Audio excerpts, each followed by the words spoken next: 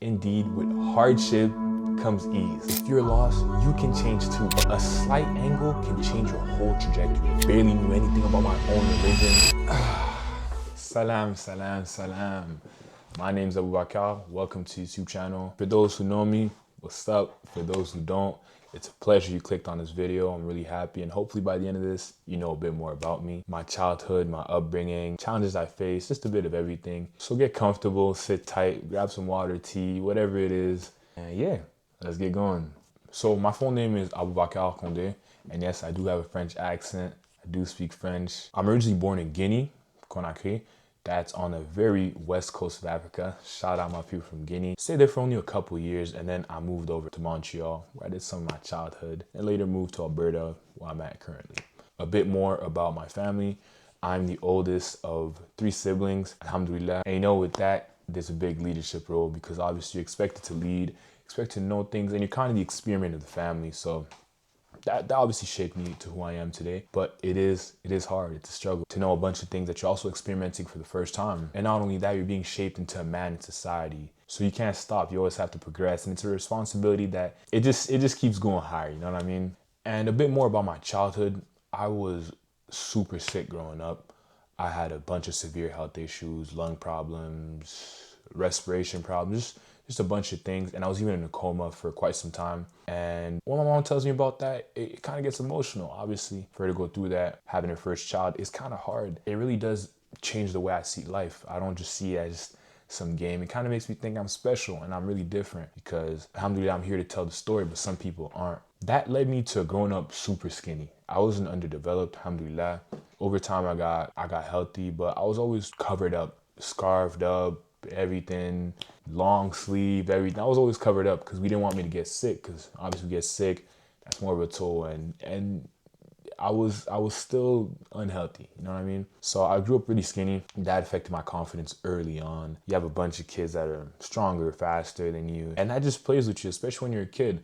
Looking back at it now, you say, oh wow, like so-and-so happened. But honestly, in the moment, that's not what you're thinking about. You're just so hurt, and it's affecting your confidence and your ego and everything. That can destroy someone.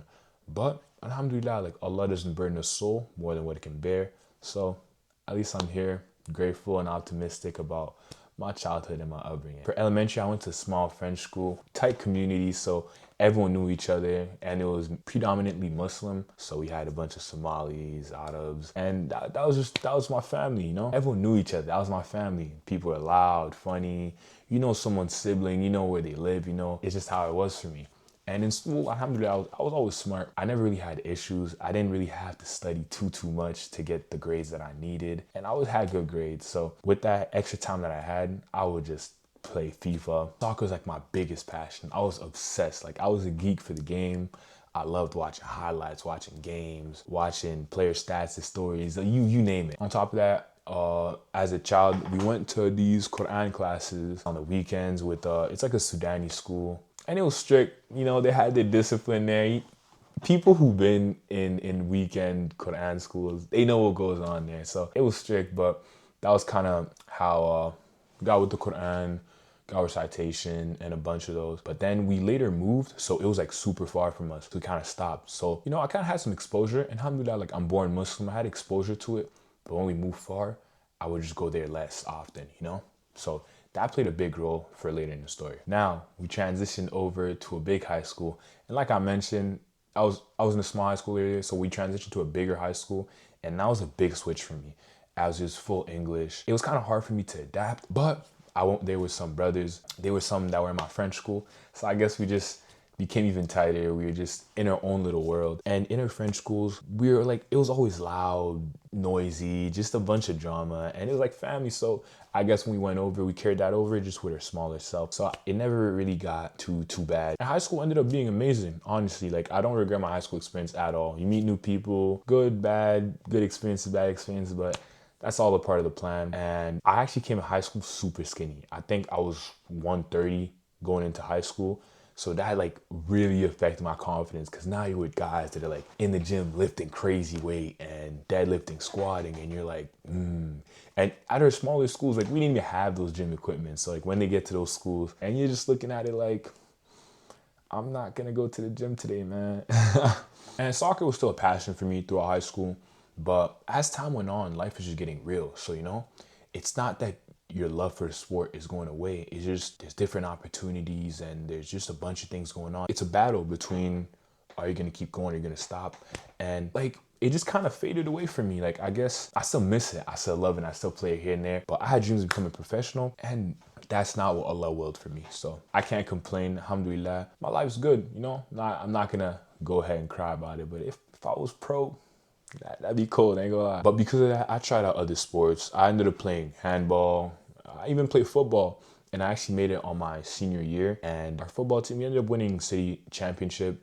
We lost in the provincial final, but we were ranked #1 in Canada at some point. So it was an amazing experience. I met a bunch of people and a bunch of coaches, just a bunch of things. And it was good that I just kept on playing some sort of sport, it kept me busy. So during my senior year, that Ramadan changed me. For whatever reason, it just snapped. I was about to graduate. I seen life was getting serious and it just changed me. I was starting to pray a lot more, read more Quran, and I was just a lot more focused on my religion. And you know what happens, then you graduate, it's emotional, you have all your friends, like, wow, you look back, you really made it. Graduation was a blast for me, and high school just in general was amazing for me, so I have no complaints about that. And that leads me to my gap year. After high school, I actually ended up making another football team for post-secondary, and I was so happy, but it was like the best time of my life. I had no school, no stress, no job, no nothing. Like I was at home just doing me, and it was cool. It wasn't a lifestyle sustainable, but like I feel like I deserved it. Like I did my 12 years of school, finished with good grades, and I'm like, let me sit back and relax, play football, and I loved it. But even playing football now is post-secondary, so there's some like real life older men there, and they weren't there to play. And I was not the biggest guy in the room,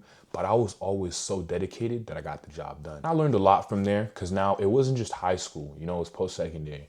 So I learned a lot, learned way more about discipline, about scheduling, about recovery. It was just a whole different experience. But eventually reality hit and I had to stop. It just wasn't sustainable at all. I had no job, no nothing. I was at home and the pockets were running super low, and then my parents started getting on my case. So I had to get something figured out. I had to get locked in. And then I started bouncing from job to job. Like you name a job and I've done it. I've done window cleaning, I've done dishwashing, I've done delivery, like bro, I've done everything, man. And that's when I really learned like life's serious. Like life's not just a joke, and you're in the workforce now, you're a grown man, and you're seeing friends do this and that, and everyone's dissecting. Mind you, I was in a small community like this, went to a bigger school, this, and then now I'm a full-fledged adult.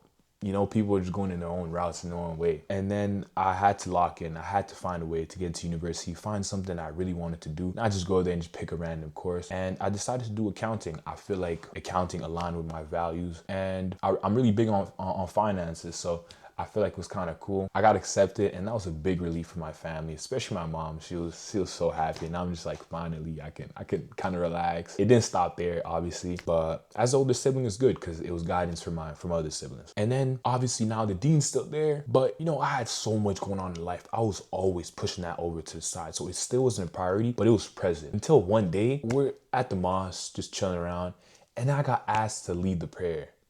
I think that was the most embarrassing thing for me. I felt like I couldn't lead it. I was so nervous, so shy. I couldn't do anything. And it's just like, I really knew like I had to lock in. Like I was a grown man. I couldn't do nothing. So I was like, and I took that up for a challenge. Like I'm like, nah, I need to go all out on this and at least understand even the base and just use that as a starting point and just elevate from there. So I made du'as to Allah. I made du'as for blessing, for patience, for success, for knowledge. And that's when life turned around. Because now you're asking the king of all the kings for something, and you're telling yourself that you're gonna put the work. That happened, so much crashed. Like it was so hard to sustain. Lost some friends, had some problems. It was a whole roller coaster. But alhamdulillah, once again, because I'm here to tell the story, and I'm alive, and I'm well, I think. And it's like we're still quite skinny. It's still affecting my confidence. And now I'm not playing sports either. So the gym kind of became my outlet. I went alone,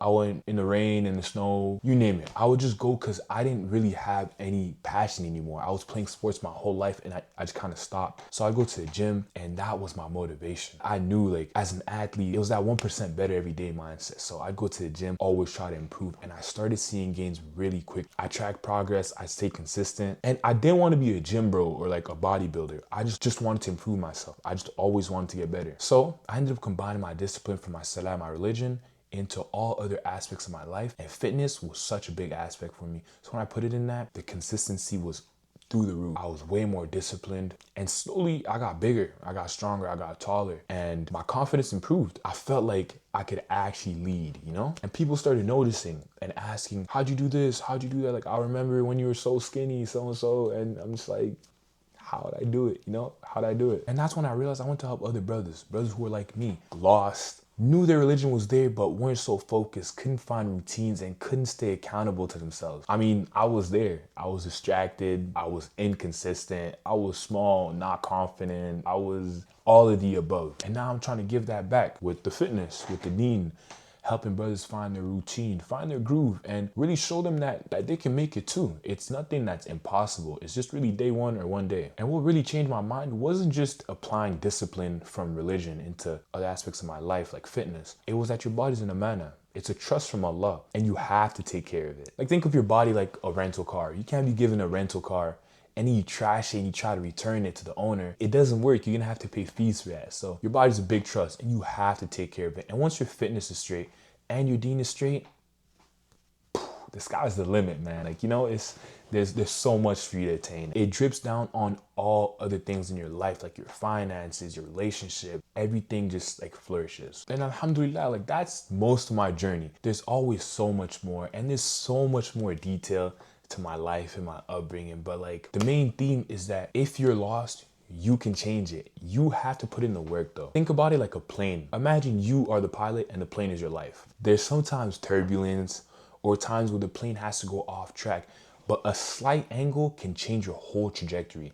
So going off track sometimes is cool, but you need to find your direction. You have to swerve back into that lane and find your direction and find your goal. A road bump, turbulence, any distraction from your life will happen. You need to realign your values and find the right direction. You don't want to end up somewhere you don't want to be. And you're going to have to pick your struggles because the struggles in life are not going to leave. If you're lost, you can change too. I was skinny, distracted, not confident. I barely knew anything about my own religion, but I changed and I'm telling you, you can change too. So, alhamdulillah for everything, despite whatever challenge you face, despite all the troubles, just know that just return to Allah. He's always going to be there and you're always invited to go back. And you will have challenges. Indeed, with hardship comes ease. So you will have those hardships, but just know that with that, everything will come back to normal. But you just have to put in the work. So that's a bit about me, a bit about my story. There's so much more I want to share with you guys. And inshallah, the more we stay consistent, the more I'll tell you guys a bit about me. It's been a pleasure having you guys here. Thank you guys for sticking all the way to the end. And hopefully that gives you an insight about me. Assalamu alaikum. And more importantly, just know that you matter. Despite how you grew up and the challenges you faced, you can overcome them. Inshallah. Assalamu alaikum.